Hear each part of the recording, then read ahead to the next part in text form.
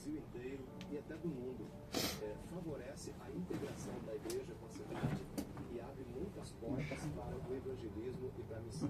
E a gente espera que, pelo olhar, chegue Cristo no coração deles e eles sintam desejos de ir para uma cidade muito mais bela do que o próprio Gramado, que é a Canaã Celestial. Em realidade, bom dia, boa tarde, boa noite.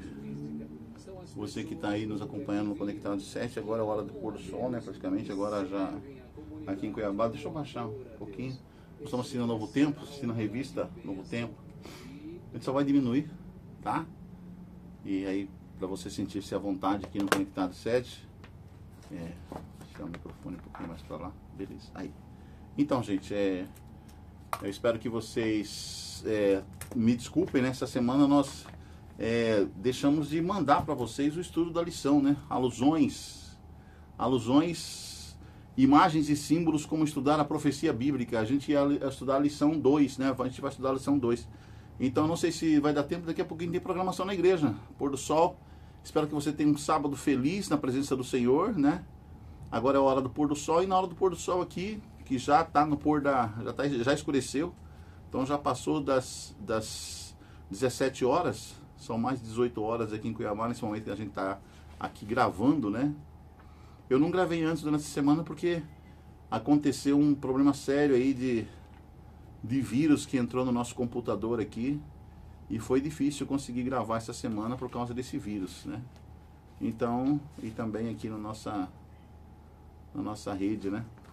Mas tudo bem, as coisas acontecem, devem acontecer.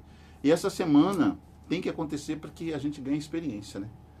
E tá muito calor aqui no Cuiabá, mesmo com ar-condicionado, tá 22, eu vou baixar aqui para ver se a gente consegue 20, para 19, aí eu coloquei 19 graus. Mesmo assim tá calor, tá? Eu também acabei de ligar o ar-condicionado, então não deu tempo para gelar ainda, mas daqui a pouquinho vai gelar, tá bom? E essa semana também eu peguei uma gripe, eu não sei enquanto vocês aí, né? Mas tá batendo uma gripe, né? Nesse mês de abril. É gripe, é chikungunya, é dengue aqui em Cuiabá, Mato Grosso. O prefeito hoje de Cuiabá, Abílio Bronini, ele falou dos 100 anos de prefeitura, 100 anos, 100 dias, né? 100 dias de prefeitura. E ele falou das obras, né, que foram feitas nesses 100 dias. Eu acho que é muito cedo ainda para você fazer um apanhado, né? Você acabou de entrar aí 100 dias de administração. 100 dias? A janeiro, fevereiro, março. Aí abril, aí 100 dias. 100 dias o pessoal já quer uma avaliação. Acho que é muito pouco. Eu se eu fosse prefeito, não tinha esse negócio de 100 dias, não. Vocês esperam aí 6 meses, né, para gente resolver todos os problemas da cidade. Ele pegou a prefeitura com muita dívida, cidade toda esburacada, uma série de problemas na cidade toda. Aí eles querem que resolva o problema da cidade em 100 dias. Aí em 100 dias tem que dar um balanço do que ele foi feito. Para. Se eu fosse o prefeito, eu nem chamaria ninguém. Não tem esse negócio de 100 dias, não. Pessoal, se vocês quiserem contribuir, tá bom? Esse aqui é o QR Code aqui do canal. Coloca o seu celular aí no QR Code, tá? E você contribui aí com R$20 e nós mandaremos para você o guia de estudos bíblicos do Apocalipse, tá? Esse guia de estudos bíblicos, ok? Vamos enviar para você R$20 apenas. Ou mais, se você quiser contribuir com mais. Esse é o nosso QR Code, tá? Coloca seu celular aí no leitor de QR Code, tá? Leitor de QR Code aí, e manda aí R$20 para o Conectado 7 e nós enviaremos para você o guia de estudos, tá? Mas não esqueça de mandar também no nosso WhatsApp, que é esse número que vai aparecer aí, ó, o 6599297, esse número do WhatsApp, tá? Você manda aí seu CEP, seu endereço direitinho pra gente mandar certinho para você o guia do Apocalipse, tá? Para você. Mas vamos ao estudo da lição dessa semana. Tá balançando assim. Coloquei a câmera bem aqui próximo e coloquei justamente a câmera em cima da mesa, tá? Aí, nossa mesa tem rodinhas, então qualquer coisa que eu faço, ela mexe, tá? Mas não tá saindo fora não, né? Tá tudo ok, você tá me vendo legalzinho e tal. Então, pode acontecer, tá bom? De a gente mexer um pouquinho, mas é porque a câmera está em cima da mesa, a nossa mesa de rodinhas. Aí qualquer coisinha mexe, faz um barulhinho aí e tal, mexe um pouquinho, né? Mas o assunto da lição é o fundamento de Gênesis, ok? E você lembra, né, que a lição desse trimestre, gente, vai beneficiar lá a projetos, né, do segundo trimestre de 2025, é para beneficiar a divisão do Pacífico Sul-Asiático. Desculpe, tá? Eu estou muito com azia hoje, má digestão, azia e tal. E às vezes atrapalha um pouquinho quando a gente está falando, né? E aí tem os seguintes projetos, né? O primeiro projeto aqui é a Escola de Ensino Infantil no Seminário Acadêmico da União de Mianmar? Acho que é Mianmar, né? É Mianmar, em Myanmar, nosso nome, Myanmar, em Mianmar, tá? O segundo projeto é o Centro de Influência, Vida e Esperança em Yangon, em Mianmar também. O terceiro projeto, é Clínica de Saúde em Brunei, tá? E o quarto projeto é a Faculdade Adventista de Teologia Papua em Nabire, na Indonésia, tá? Essa aqui é a divisão do Pacífico Sul-Asiático. Divisão do Pacífico Sul-Asiático. Fica ali, aqui para baixo fica a Austrália, né? E, rapaz, tem muita coisa para fazer nesse mundo aí em prol do Evangelho de Cristo. E na segunda lição do trimestre, o fundamento de Gênesis, o verso para memorizar é João capítulo 1, verso 29. Tá aí, você lê junto conosco, né? No dia seguinte, vendo que Jesus vinha em sua direção, João disse: eis o Cordeiro de Deus que tira o pecado do mundo. No dia seguinte, vendo João que Jesus vinha em sua direção, apontou e disse: eis aí o Cordeiro de Deus que tira o pecado do mundo. Vamos orar. Querido Deus, querido Pai, nesse momento que vamos estudar sobre o Senhor, o seu Filho, o plano da salvação, da redenção da humanidade, né? Sobre o Cordeiro de Deus que tira o pecado do mundo, que o Cordeiro de Deus sempre esteja em nossa mente, em nosso coração, e que nós sejamos sempre, Senhor, inseridos no teu plano de salvação, no teu plano de redenção, no teu projeto de salvação. Perdoa nossos pecados, nos dá sabedoria e inteligência para compreendermos a tua mensagem dessa semana. É o que nós te pedimos, não porque tenhamos alguns merecimentos, não porque nós também mereçamos também a perdão dos nossos pecados, mas pelos méritos de Cristo, pelos merecimentos de Cristo Jesus, que é o nosso substituto, nosso Senhor, Penhor e Salvador. Em nome dele que pedimos e desde já agradecemos. Amém. Amém. Queridos, um dos principais problemas com muitas interpretações atuais das profecias do Apocalipse é que elas falham em compreender como o Apocalipse utiliza o Antigo Testamento, né? A gente sabe que quando João escreveu o Apocalipse, não existia o Novo Testamento, né? Tudo estava no Antigo Testamento, então todas os símbolos, né? Os sinais que ele fala ali, todas aquelas mulher, besta, chifre pequeno, leopardo, urso, 7 trombetas, 7 selos, tudo tinha a ver com coisas que já tinha no Antigo Testamento. Então, o Antigo Testamento explica o Apocalipse, explica o que João viu em visão lá em Patmos. Então, tudo estava baseado naquela cultura ali também do Antigo Testamento, daquilo que eles liam da literatura daquela época. Então, por isso que nós precisamos interpretar as coisas relacionadas às profecias de Apocalipse e do mais, no que já está revelado no Antigo Testamento, sobre esses mesmos sinais, esses mesmos símbolos, né,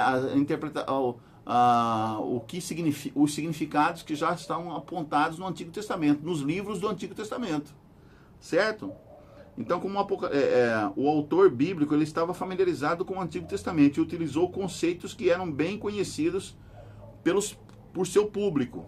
O público dele era aquelas pessoas ali, no tempo de Jesus, que só conheciam o Antigo Testamento, certo? Embora seja importante pesquisar toda a Bíblia em busca de passagens que se relacionem com o texto do Apocalipse que estamos estudando, algumas passagens específicas nos ajudam a compreender esse livro de forma mais eficaz. Isso é particularmente verdadeiro em relação ao livro de Gênesis, que revela como o nosso mundo chegou ao caos do pecado. Quase todos os conceitos fundamentais mencionados no Apocalipse aparecem, de alguma forma, nos primeiros capítulos da Bíblia, por exemplo, em Gênesis, né? Nesta semana nós vamos estudar alguns dos grandes conceitos que estão no centro da mensagem do Apocalipse. Selecionar apenas alguns para ilustrar a importância ou a importante verdade de que compreender os fundamentos do Antigo Testamento por trás do Apocalipse nos permite ver vários detalhes no texto bíblico. E cada um desses detalhes traz lições valiosas sobre a natureza da humanidade, de Deus e do conflito que ocorre no universo e, portanto, em nossa vida também, né? Na lição de domingo, o autor já fala sobre os princípios da primeira menção. O que é o princípio da primeira menção? Nós vamos ver lá em Isaías 40, 7 e 8, Malaquias 3, 6 e Mateus 13, 8, né? Sobre o que é princípio da lei da primeira menção. A maioria dos cursos de graduação começa com disciplinas gerais. Todo mundo que fez faculdade sabe disso, né? Que essas leis de disciplinas gerais que abordam questões básicas e amplas, formando a base para estudos posteriores à medida que o aluno se aprofunda naquela área. Da mesma maneira, da mesma forma, quando lemos a Bíblia inteira, vemos que Deus também apresenta uma disciplina introdutória no livro de Gênesis, onde ele introduz ideias que serão tratadas em mais detalhes no restante da Bíblia. Então lá no Gênesis ele começa falando sobre profecia, em Gênesis capítulo 2, por exemplo. De modo geral, na primeira vez que um conceito ou símbolo é mencionado na Bíblia, especialmente nos capítulos iniciais de Gênesis, descobrimos que esse texto nos dá uma compreensão geral de tal conceito, o que nos ajuda a entender como ele é usado em outras passagens da Bíblia. Como, por exemplo, o caso lá de Abraão, em relação ao seu filho Isaque, né? Que ele leva seu filho Isaque lá para o Monte Moriá, e ali ele fala do Deus. Quando Isaque pergunta, Senhor, nós estamos, Pai, aqui está a lenha, aqui está o fogo para o sacrifício, né? Que eles foram para o Monte Sinai, caminharam vários dias para chegar lá. Mas cadê o cordeiro, né? Aí Abraão olha para o filho e responde para o filho: o Senhor proverá o cordeiro, meu filho, o Senhor proverá o sacrifício, sendo que Deus tinha mandado ele sacrificar o filho dele, né? E aí Deus realmente providenciou o cordeiro. Quem era esse cordeiro? A representação de quem? De Cristo Jesus, né? Estudiosos se referem a isso como a lei da primeira menção, embora seja mais apropriado chamá-la de princípio ou padrão em vez de lei, porque nem sempre se aplica e existem exceções à regra. No estudo geral da Bíblia, e mais especificamente das profecias, Deus transmite a verdade gradualmente ao longo da história, começando com um conceito básico e ampliando ao longo dos anos ou séculos. O texto de Isaías 40 nos elucida muito bem a respeito desse assunto. Vamos lá, Isaías 40... Isaías 40, versos 7 e 8. 47 e 8. Diz assim: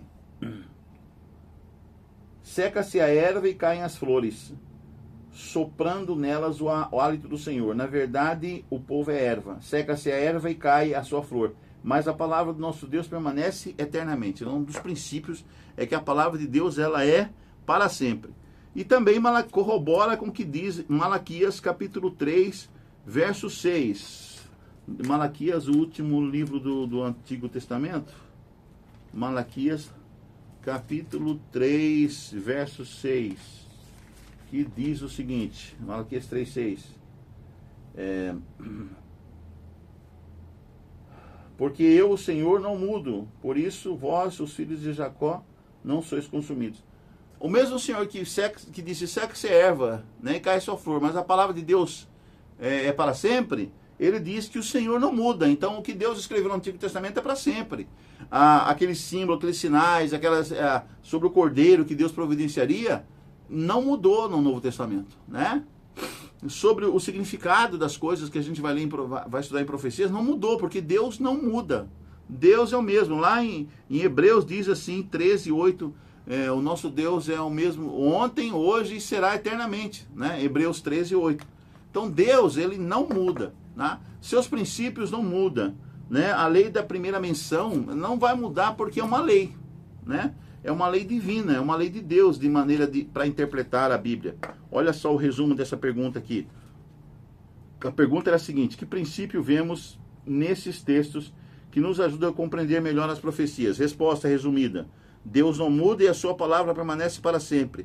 Para compreender uma parte da Bíblia, devemos estudar outra parte dela, ou seja, o Antigo Testamento. Para a gente compreender o Novo Testamento, nós temos que entender o Antigo Testamento, que é a mesma maneira de Deus pensar, segue a mesma linha de raciocínio, porque Deus, gravem isso aí, Deus não muda. Então, quando aparecer pastores, obreiros, líderes, pregadores dizendo que mudou, porque tem uma nova aliança, porque tem um novo não sei o que, não sei o que, não sei o que, mentira, é mentira, porque Deus não muda, o seu amor é o mesmo. Foi ontem, é hoje e o será eternamente. O amor de Deus, a sua misericórdia, né, o seu plano de salvação e de redenção é o mesmo. Deus não vai mudar. Então, os princípios da profecia, de estudos da profecia, é o mesmo que era também as alusões relacionadas no Antigo Testamento. Tá bom? Isso há mais de 2.000 anos atrás, né? Cerca de 4.000 anos, coisas assim. Então, hoje, grande parte da sociedade prefere falar sobre credibilidade em vez de verdade. A palavra verdade foi tirada, né, muitas vezes do vocabulário. A pessoa fala de credibilidade. Eu tenho credibilidade. Eu tenho que é verdade. Elas falam credibilidade, né? Pois muitas acreditam que a verdade é algo subjetivo, que pode mudar ao longo do tempo. Muitas vezes, até mesmo a existência da verdade é questionada, né? Hoje tem pessoas que dizem assim, até nos bancos de faculdade, e eu já vi pessoas falando, e em livros também, que não existe verdade, né? A verdade não existe. Como assim não, cara? Parece que querem, né, abolir a verdade, né? Satanás, o mundanismo, o secularismo quer abolir a verdade. Eles querem tirar a verdade de cena e botar o quê? As coisas satânicas, as doutrinas satânicas. Então nós estamos vivendo um tempo assim, né? No entanto, quando Deus estabelece a verdade, ele não muda de ideia. Uma vez que ele começa a ensinar a verdade, repetições de princípios ou temas não mudam seus significados, mas em contraste lançam mais luz sobre esses significados. Portanto, quando estudamos as profecias, faz sentido adquirir boa compreensão do livro de Gênesis, onde conceitos importantes são explicados pela primeira vez, e então aplicar essa compreensão fundamental enquanto exploramos o restante da Bíblia. Aí vem uma pergunta no finalzinho, para a gente meditar, refletir um pouquinho. Por que é importante não permitir que ninguém tenha nem nada, não importa a boa intenção ou lógica, enfraqueça nossa fé na Bíblia e nas verdades infalíveis que ela ensina? Quais são algumas maneiras sutis pelas quais isso pode acontecer? Então, é como eu falei, hoje em dia, quando você vai falar de religião, vai falar de coisas relacionadas com o nosso relacionamento com Deus, as pessoas falam, que isso? A verdade não existe, né? A verdade é relativa. A verdade absoluta não há, né? Então vem aquelas parolagens que a gente sabe que é a conversa fiada da serpente, né? A conversa fiada da serpente. Segunda-feira, compreendendo o amor de Deus. Herdar a natureza pecaminosa significa que nossa percepção do universo foi contaminada por tendências ao egoísmo e ao orgulho. Enxergamos o mundo de uma perspectiva limitada em vez de perspectiva onisciente de Deus. Talvez nenhum conceito tenha sido mais distorcido pela humanidade do que o amor. A cultura popular promove uma compreensão de amor que se concentra em realizações, não em promover o bem dos outros. Por isso, temos dificuldade em compreender o assunto da maneira como Deus o vê. O que é amor? O que é amor para a sociedade de hoje? Desculpe. O que é amor para a sociedade de hoje, né? Como que as pessoas compreendem amor? Entender a natureza do amor é uma chave importante para compreender a profecia. Um dos temas fundamentais do grande conflito é a distorção generalizada do caráter de Deus. Ellen G. White concluiu o seguinte. Ela concluiu a série Conflito dos Séculos com estas palavras. Olha como que ela termina a série O Conflito dos Séculos. Desde o menor átomo ao maior dos mundos, todas as coisas animadas e inanimadas, em sua serena beleza e perfeita alegria, declaram que Deus é amor. Aí, por isso que essa palavra amor é tão obliterada, é tão confundida, né? É tão assim, não compreendida nos dias de hoje. Hoje se confunde amor com permissividade, né? Com sexo fora do casamento, com um amor em relação a tomar lá da cá, né? Um amor que sempre tem uma condição. Para você receber amor, para dar amor, tem que ter uma condição. Sendo que o amor de Deus não tem nada a ver com isso, né? O amor de Deus, ele é incondicional. Ele não está dependente de nenhuma condição, né? Deus, ele ama o bom e o mal. Ele, quando morre na cruz, ele morre para salvar o justo e o injusto, para salvar a todos, porque ele ama a humanidade, né? E a Bíblia chega a dizer que Deus ama até o mal, até quem produziu o mal, ama até Satanás e seus asseclas. Por amor, né? Ele desceu e morreu por todos, né? Mas acontece o seguinte, que todos não aceitam. Nem todos aceitam, né? Eu acho que a grande maioria não aceita esse amor. Porque a grande maioria está condicionada ao egoísmo, né? Ao amor próprio. Eu não seria essa palavra, amor próprio. Eu acho que é egoísmo mesmo. A maioria das pessoas não aceitam Deus. E não aceitam as condições que Deus dá, através da sua lei, através da sua palavra, através, né? Elas querem fazer as coisas do jeito delas. E aí que está o problema, né? Elas não querem abrir mão, né? Elas não querem abrir mão em favor do próximo, né? Elas não querem abrir mão de coisas erradas e tendências erradas que elas já herdaram por causa do pecado, né? Para se aceitar assim transformados por Deus. Então daí que acontece que muitas pessoas não são salvas, não pretendem ser salvas e não têm relacionamento com Deus e nem querem relacionamento com Deus, porque abarca sacrifício pessoal, abarca você deixar de comer para alimentar o próximo, por exemplo, né? Deixar de vestir para vestir o outro, quer dizer, é um amor completamente direcionado para o outro. É uma coisa completamente inconcebível aos olhos da sociedade e dos interesses sociais dos dias atuais, né? O texto aqui, a palavra amor, aparece pela primeira vez na Bíblia em Gênesis 22, 2, né? O que diz ali em Gênesis 22, 2 sobre o amor? Fala que ali é a história de Abraão, se não me engano, né?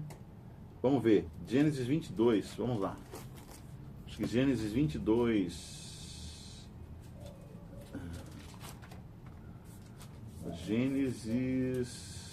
Estamos chegando aí. Gênesis 22, 2. O que diz aqui o texto? Vamos lá. É a história de Abraão. Gênesis 22 diz: acrescentou Deus, toma teu filho. Deus falando para Abraão: toma o teu filho, o teu único filho, Isaque, a quem amas. Aí vem a palavra amor. A quem amas, e vai-te à terra de Moriá. Oferece-o ali em holocausto sobre um dos montes que eu te mostrarei. Deus pede a Abraão que ele leve o seu filho Isaque para ser sacrificado lá no monte Moriá, né? E Deus fala: pega o seu filho a quem tu amas, o teu filho, o filho Isaque era o único filho de Abraão com Sara, sua mulher, né? E Deus pede justamente o filho que Abraão amava, a quem tu amas. E o que fez Abraão? Obedeceu. E Abraão mostrou para Deus que ele amava mais a Deus, ele era obediente e submisso a Deus, ele amava mais a Deus do que o próprio filho Isaque, tanto é que ele levou Isaque lá para sacrificar. Com muita dor no coração, com certeza, ele era pai, e ele amava aquela criança, né? Talvez amava mais Isaque do que a si próprio, mas como Deus mandou, e ele conhecia muito bem a voz de Deus, ele sabia que era Deus que estava pedindo aquilo para ele, ele foi e levou Isaque, talvez na esperança de que Isaque fosse ressuscitado, né, por Deus e voltasse, mesmo sendo sacrificado, Isaque fosse ressuscitado. Então, Abraão tinha essa esperança: bom, se eu matar Isaque, obedecendo a ordem de Deus, eu sacrificá-lo, com certeza Deus poderá, se quiser, ressuscitá-lo. E ele tinha razão, Deus poderia ressuscitar Isaque, se fosse esse o caso. Mas nós sabemos pela história que Deus providenciou um cordeiro, né? Deus providenciou lá um cordeiro que estava ali, preso entre os arbustos, né? E ele não sacrificou Isaque, e então aquele cordeiro foi sacrificado. A pergunta aqui da lição de segunda era a seguinte: o que essa história ensina sobre o amor de Deus? A resposta sugestiva a palavra amor ocorre pela primeira vez na Bíblia na história de Isaque. Abraão estava disposto a oferecer seu filho em sacrifício, prefigurando o amor de Deus pela humanidade. Essa é a resposta sugestiva. Às vezes, além de encontrar a primeira ocorrência de um conceito na Bíblia, pode ser útil encontrar a primeira menção sobre menção desse conceito em livros específicos da Bíblia, especialmente nos evangelhos. A primeira menção de amor em cada um dos evangelhos está em Mateus 3:17, em Marcos 1:11, Lucas 3:22 e João 3:16. Deus amou o mundo de tal maneira que deu seu Filho unigênito para que todo aquele que nele crê não pereça, mas tenha a vida eterna. Por exemplo, a primeira vez que João menciona amor em São João 3:16 é bastante reveladora.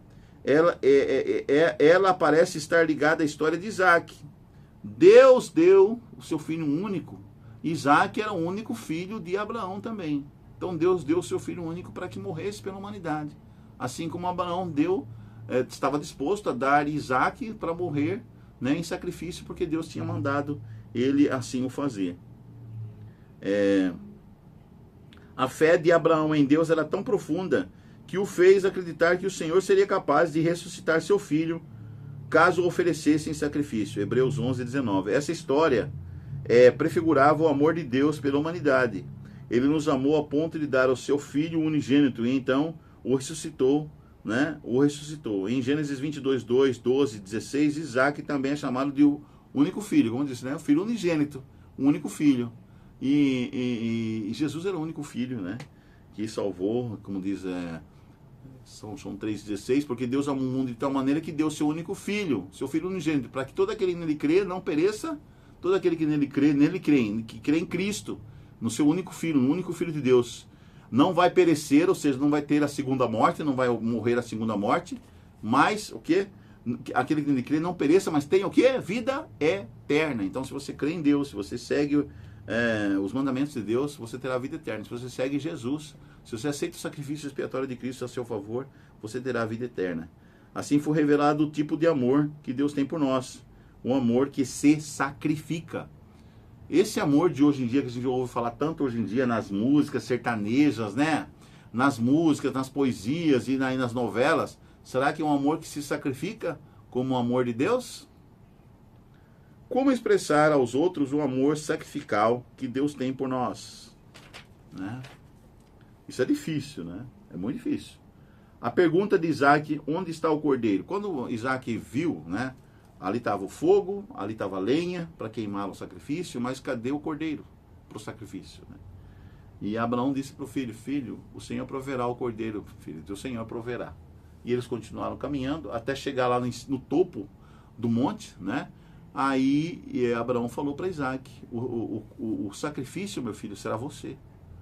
Deus me pediu você para ser sacrificado. E o que aconteceu com Isaac? Ele poderia empurrar o velho Abraão ali e sair correndo dali, o jovem Isaac.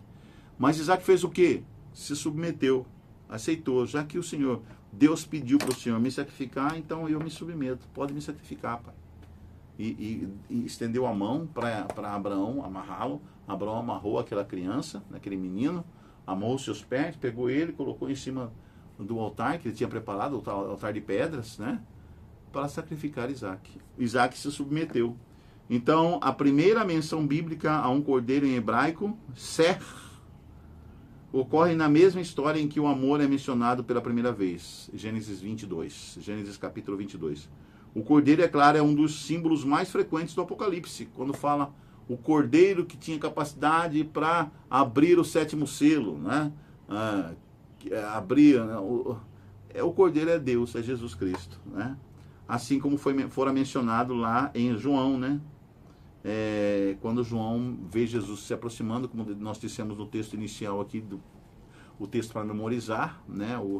Diz assim, quando ele viu Jesus se aproximando, ele apontou, João disse, eis o Cordeiro de Deus que tira o pecado do mundo. Jesus é o Cordeiro. Onde Jesus é chamado de Cordeiro mais de 20 vezes, no Apocalipse, né? Em uma das cenas mais poderosas do Apocalipse, quando João visita a sala do trono de Deus, no capítulo 4 e 5, o Cordeiro desempenha um papel central. Só ele pode abrir o livro, né, o rolo com 7 selos. Só o Cordeiro. A história de Isaac nos ajuda a entender como os cordeiros são usados de modo simbólico. Como essa história se relaciona com a que João viu em Apocalipse 5. Bom, na história de Gênesis nós já sabemos que Abraão leva Isaac lá para o monte, né, Gênesis 7 e 8, e Isaac se submete a ser sacrificado. Em Êxodo 12, 3 a 13, nós vemos ali toda a cerimônia, né, sacrificial, quando o cordeiro, nós lembramos do cordeiro pascal, né? O cordeiro foi morto, cordeiros eram, eles tinham que matar um cordeiro, e o sangue do cordeiro eles tinham que passar nos umbrais das portas das casas dos israelitas, né? Para que quando o anjo da destruição, o anjo da morte, passasse à meia-noite, ele ia passar para matar os primogênitos, né, das famílias, primogênitos. Então todas as casas que tinham obedecido a ordem que Deus dera a Moisés para pegar o sangue do cordeiro e passar nos umbrais das portas das casas, essas casas o primogênito não foi morto, né? Mas nas casas onde o sangue do cordeiro não tinha sido colocado nos umbrais, né, nos portais ali das portas, os primogênitos foram mortos. Então todos os egípcios, na casa dos egípcios, todos os primogênitos, as primogênitas e primogênitos foram mortos naquela noite pelo anjo, né? Só na casa dos israelitas que cumpriram a ordem de Deus e inclusive o herdeiro, né, do trono, o filho de Faraó também morreu aquele dia, né? O primogênito de Faraó. Então aí nós vemos também em Apocalipse 5, de 5 a 10, nós vemos lá o cordeiro, né? Quando João vê ali, todo mundo chorando, quem que vai abrir? Aí aparece o cordeiro, né? Que é o único que poderia abrir o livro onde tinha os selos, né? Os selos de Deus. O cordeiro de Deus era Jesus, né? Um cordeiro que tinha 7 olhos, né? 7 espíritos, né? Que representa Jesus cheio do Espírito Santo, cheio do poder de Deus, toda a perfeição dele, a sua pureza, né? O único que pode realmente abrir a compreensão da história ali para João, para que compreendesse todo o relato da história bíblica até os tempos da volta de Jesus, até os tempos finais, né, da destruição. Então é o que diz lá Apocalipse capítulo 5, versos de 5 a 10. Né? Ele é o único digno é o cordeiro que foi morto de abrir, né, e de sentar-se ao trono e de dar vida para toda a humanidade. A primeira menção de um cordeiro na Bíblia se encontra na pergunta de Isaac: onde está o cordeiro para o holocausto? O restante da Bíblia responde a essa pergunta em muitos detalhes. Os outros 38 livros do Antigo Testamento conduzem o leitor para um caminho em que a pergunta de Isaac é respondida com detalhes e de modo progressivo, desde os rituais da Páscoa até a ocupação da eira de Araúna por Davi e assim por diante.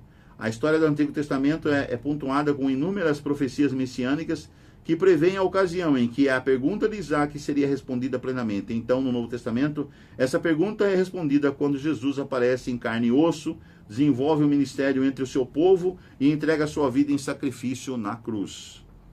Na primeira menção de um cordeiro em João 1, 29 a 34, aparece que João Batista estivesse respondendo a pergunta de Isaac: onde está o cordeiro? Quem é o cordeiro? E o cenário não poderia ser mais apropriado. Pecadores se arrependiam e eram batizados, simbolizando, ali na beira do Rio Jordão, no Rio Jordão, simbolizando a morte para o pecado e o início de uma nova vida. E de repente aparece Jesus, e João o aponta como o Cordeiro de Deus. E os céus o anunciam. Mateus 3,17 diz que Deus apontou ali, apareceu e falou: esse é meu filho amado em quem me dá muito prazer, né? A ele ouvi. E também o Espírito Santo se manifesta em forma corpórea de uma pomba, né, ao Jesus sair da água após o seu batismo, né? Observe que uma voz do anjo do Senhor também anunciou do céu a solução para o problema de Abraão e Isaac, Gênesis 22, de 11 a 14, né? Quando juntamos todas as peças, fica claro que Jesus, o Cordeiro de Deus, é o nosso substituto. Isso ajuda na compreensão do cordeiro morto visto por João. Por que saber que Jesus é o nosso substituto é essencial para a nossa salvação? Que esperança você teria se ele não fosse seu substituto? Especialmente não teríamos esperança nenhuma, especialmente no juízo, né? Se Jesus não fosse nosso substituto, não fosse nosso advogado, não fosse nosso penhor, não garantia de salvação, toda a humanidade estaria perdida. Todos nós estaríamos perdidos para sempre, né?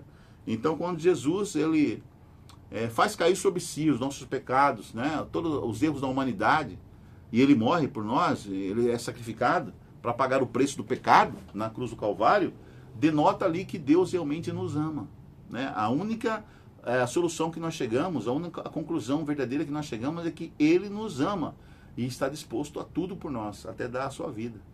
Ali foi revelado quem realmente é Deus para todo o universo, né? Deus é amor, simplesmente isso. Simplesmente isso. Então a maior lição foi, que foi pautada, a maior lição de todos os tempos foi revelada ali no Calvário, quando Cristo dá a sua vida para salvar a humanidade, para morrer pelos pecados da humanidade. Né? Ali foi demonstrado, revelado de forma patente e clara, né? O amor de Deus e o real objetivo dele em relação à humanidade, em relação à sua criação, para todo o universo. Aquela foi a demonstração máxima, né? A morte de Cristo na cruz foi a demonstração máxima do amor de Deus, né? Do interesse dele para conosco, para com todos os pecadores, para com todos aqueles que diziam que Deus era o quê? Satanás acusou Deus de lá no céu de tirano. Deus é tirano, Deus é isso, é aquilo. E ali a máscara dele caiu, porque foi revelado que Deus é justamente o contrário, né? Deus é amor. Ponto. Né? Lidando com a morte, talvez o aspecto mais cruel de viver em um mundo separado do Criador seja o fato de que a morte nos espreita.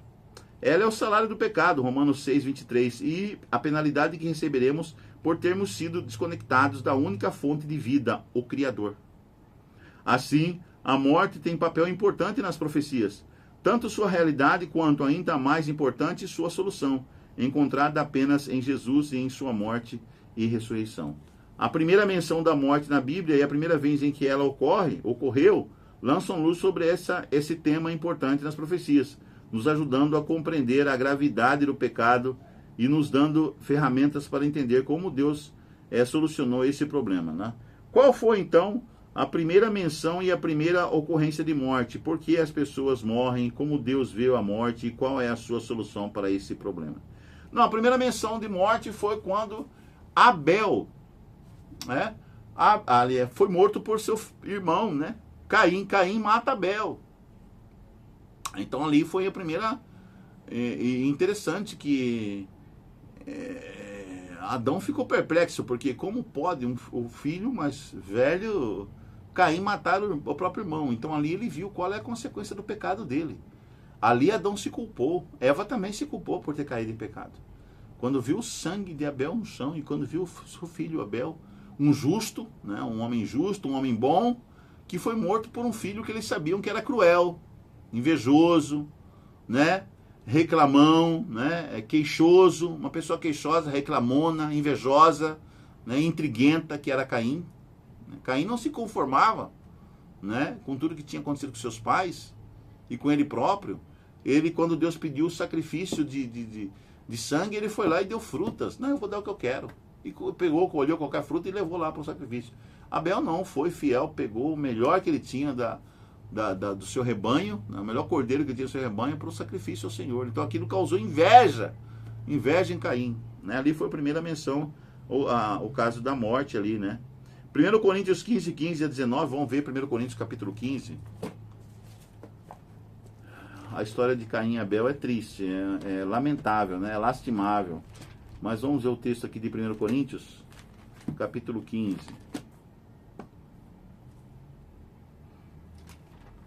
Primeiro Coríntios, capítulo 15. Aqui. Capítulo 15, de 15 a 19.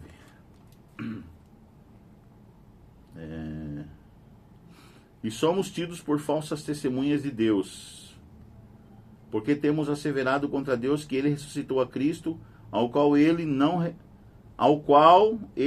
ressuscitou, se é certo que os mortos não ressuscitam. Porque se os mortos não ressuscitam, também Cristo não ressuscitou. E se Cristo não ressuscitou, é vã a vossa fé, e ainda permaneceis nos vossos pecados. E ainda mais, os que dormiram em Cristo pereceram. Se a nossa esperança em Cristo se limita apenas a esta vida, somos os mais infelizes de todos os homens. O que Paulo está falando aqui? Morreu, foi morto, mas se não houver ressurreição, e se Cristo não ressuscitou, é vã a nossa fé, né? Então a garantia da nossa salvação está na ressurreição de Jesus. Cristo morreu na cruz, mas ao terceiro dia ele ressuscitou, nos garantindo que ele tinha o poder sobre a vida, sobre a morte, né? E ele pode ressuscitar quem ele quiser, desde Abel, ele vai ressuscitar o justo Abel, né? E também todos os demais que morreram em Cristo, Bem-aventurado aqueles que desde agora morrem no Senhor, né? Porque está garantida para eles a salvação, a ressurreição, como diz o apóstolo Paulo. Então, a ressurreição é a garantia da vida eterna. Apocalipse capítulo 1, verso 18. Outro texto aqui que corrobora com o que nós estamos pensando aqui sobre essa coisa da morte, da ressurreição e da salvação em Cristo Jesus. Apocalipse capítulo 1, né? Certo? É 1:18. Apocalipse capítulo 1, verso 18. O que diz o texto? Diz assim: e aquele que vive, Cristo se apresentando, aquele que vive, estive morto, mas eis que estou vivo pelos séculos dos séculos e tenho as chaves da morte e do inferno. Então Cristo foi lá e tomou, né? Quando ele morre, ele toma a chave da morte e do inferno, da sepultura, né? Então ninguém mais está condicionado à morte eterna. Nós estamos agora na esperança da salvação e também na esperança, mesmo que morramos essa morte aqui, essa primeira morte, nós podemos ser ressuscitados. Cristo vai nos ressuscitar. Então é a nossa esperança. A esperança de cada cristão é essa, né? Mesmo morrendo, vivendo ou morrendo, estamos salvos. Vivendo ou morrendo, nos está garantida a salvação. Alguns dizem que a morte é simplesmente parte da vida. Isso não é verdade. Deus nunca quis que a morte fizesse parte da vida. Tá? Isso não é verdade. A morte é o oposto da vida. A destruição da vida é uma intrusa que nunca deveria ocorrer, mesmo que estejamos acostumados com a morte. Nosso coração protesta quando nos deparamos com ela, como se a humanidade percebesse de modo coletivo que existe algo fundamentalmente errado com a morte. Há alguns casos de morte que parecem ainda mais trágicas, como por exemplo a morte de uma criança. Na maioria das vezes esperamos que os pais morram antes dos filhos, pois essa é a ordem natural das coisas. Então quando o filho morre antes do pai, é muito sofrimento isso aí. Contudo, a primeira morte registrada nas Escrituras vai contra o padrão normal, porque a primeira morte, Abel morreu antes de Adão e Eva. Eles viram seu filho Abel morto ali, assassinado pelo outro filho, o Caim, né? Antes de Adão e Eva morrerem, eles vivenciaram a tragédia da morte quando seu filho justo foi morto pelo irmão ímpio. Foi uma morte especialmente injusta. Jesus, o justo, foi morto pelos ímpios, assim como Abel. Que morte poderia ter sido mais injusta do que a morte de Cristo? Ele que fora inocente, justo, bom, só fez o bem. Ele andava fazendo o bem. E uma morte injusta, porque ele foi acusado de algo que ele não fez, de coisas que ele não fez. Foi completamente deslocada aquela situação para Jesus. Qual morte seria mais injusta do que a morte de Cristo? Que paralelos vemos entre a morte de Abel e a de Cristo?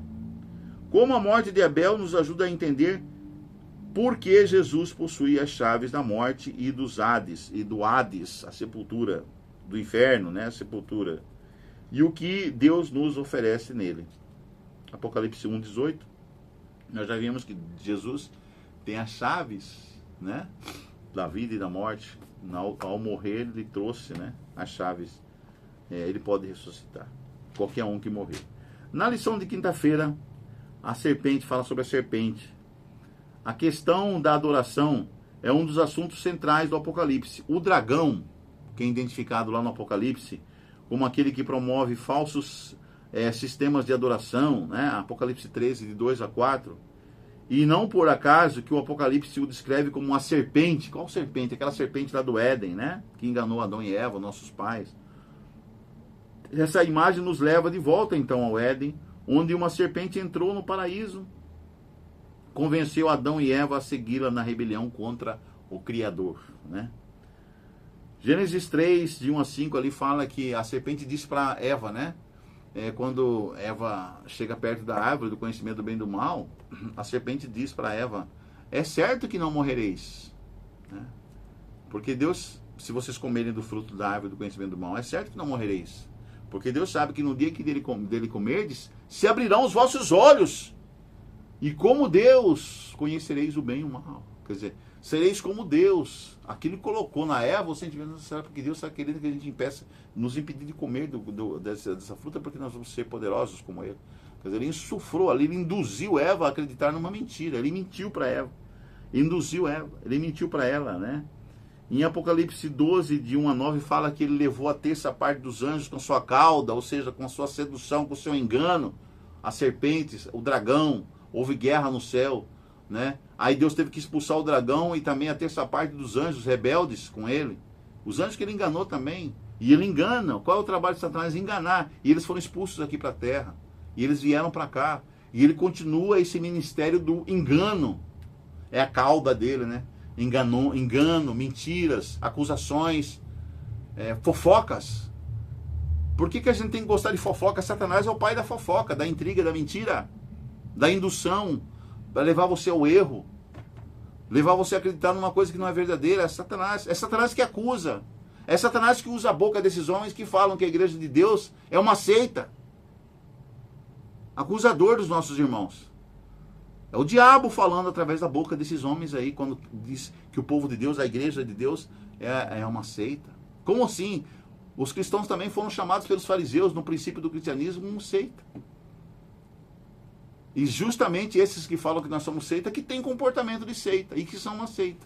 Então o que eles são, eles querem jogar sobre o povo de Deus, que é um povo honesto, trabalhador, que faz a obra de Deus, que estuda a Bíblia, estuda a palavra de Deus, que faz trabalho de ação missionária para o mundo todo, pensando só em salvar as pessoas, em levar as pessoas ao conhecimento da verdade, da palavra de Deus, né? Então Satanás, ele tem feito esse trabalho de engano, né? Até os dias atuais, até os dias odiernos. Os detalhes, aqui tem uma sugestão da resposta aí, da resposta número 5, a resposta da pergunta número 5. A pergunta número 5 nos diz o seguinte, né? Os detalhes da menção à serpente de Gênesis nos ajudam a compreender as questões que levaram à guerra no céu? Sim. Aí a resposta a essa quinta pergunta é a seguinte. Alguns dos temas comuns são mulher, serpente e engano. Ali na história de Gênesis, no texto de Gênesis. Desde o início, Satanás utiliza as mesmas armas no conflito contra Deus, especialmente o engano. Como eu acabei de falar para você, o cauda, né? Um engano. É o que acontece, e vai acontecer sempre. Satanás sempre vai procurar enganar a humanidade, né? Fazendo com que elas se afastem da palavra de Deus, colocando ideias através de teólogos, doutores, né? Estudiosos da palavra de Deus na cabeça e na mente das pessoas, desviando as pessoas de quê? Desviando as pessoas do conhecimento da Bíblia Sagrada, desviando as pessoas da palavra de Deus, né? Existem 2 relatos em que Satanás leva o mundo inteiro para o caminho errado. O primeiro está em Gênesis, quando existiam apenas 2 pessoas. O segundo é apresentado em Apocalipse 12, 13, em que Satanás é identificado como o sedutor de todo mundo. Apocalipse 12, 9. O sedutor, o enganador, né? E como aquele que dá poder à besta do mar, de modo que toda a terra se maravilhou seguindo a besta. Apocalipse 13, 2 e 3. Um dos temas das profecias é a natureza imutável do grande conflito. O caráter de Deus e sua palavra não mudam, nem as ambições de Satanás. Felizmente, a natureza do grande conflito não muda, e as escrituras proféticas nos trazem todas as informações necessárias. Por isso, podemos compreender o mundo e reconhecer as armadilhas espirituais. Deus sempre será com ele. Deus sempre será quem ele é. E isso também é verdade em relação ao inimigo. Satanás pode usar 1000 disfarces, mas milênios de história de pecado, juntamente com o cenário profético descrito no Apocalipse, mostram que ele, Satanás, nunca se desviou das estratégias que usou no Éden para enganar a humanidade. Ele nunca se desviou dessas mesmas estratégias. Acusação, mentiras, enganos, indução, né?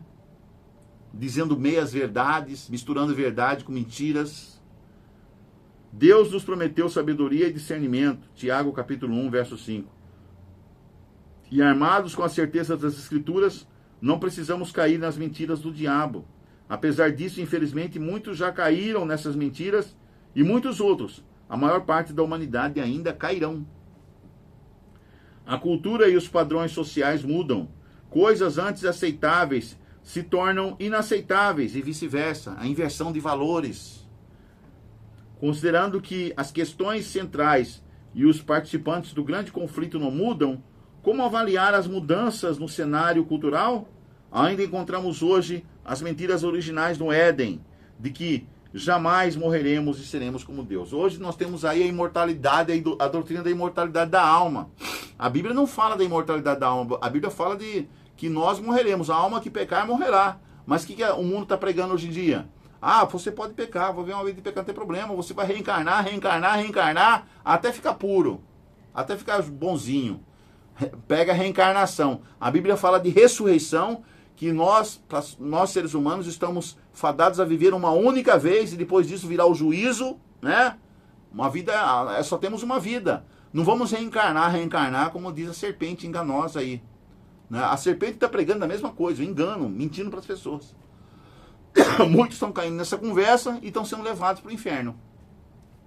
Muitos não, milhões, né? Bilhões.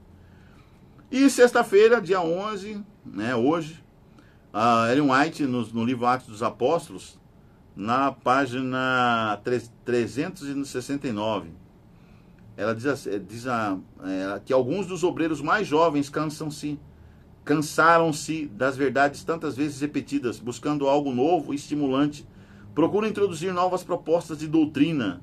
O Apocalipse é um livro sobre o futuro e sobre o passado, projetado para nos fortalecer na fé, para que não sejamos levados pelo desejo de buscar originalidade. Alguns se queixam de que estão cansados de ouvir as mesmas coisas. Quando ouvem pregações sobre nossa mensagem, pensam que não tem nada para aprender. Contudo, o fato de nossa mensagem ser imutável e consistente não significa que ela seja simplista ou pouco desafiadora. Quando estudamos informações transmitidas pela mente de um Deus infinito, percebemos que nunca esgotaremos um assunto. Né? Então, tem muitas religiões aí lidando com ideias da imortalidade da alma, né? Que nós não morremos, né? Ou então, quando morremos, vamos direto para o céu, outro vamos direto para o purgatório, outro vamos direto para o inferno, né? A Bíblia não afirma nada disso, né? A Bíblia não fala dessas coisas. São doutrinas criadas na Idade Média, né? Às vezes também criadas na cultura grega, né? Do inferno, e assim por diante.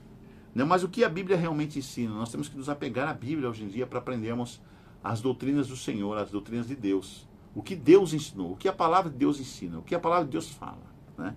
Sobre essas questões. Agora, aí tem algumas perguntas para consideração. O primeiro tópico é: quando estudamos as Escrituras, adquirimos nossas informações e entendimentos como equilibrar o desejo de aprender coisas novas, com a importância de permanecer alicerçados nas verdades que já compreendemos? Como a igreja deve responder às novas interpretações das profecias? Embora sempre exista mais a aprender, como saber se a nova luz é verdadeira ou se é um erro? Pelas Escrituras. Provai e vede pela palavra de Deus, né? Um marinheiro, aqui tem uma história aqui boba, né? Mas vamos contar aqui, é o terceiro tópico. Um marinheiro que estava morrendo disse ao médico: sou órfão. Depois que eu morrer, quem se lembrará de mim? O médico respondeu: sempre me lembrarei de você. Mas acontece o quê?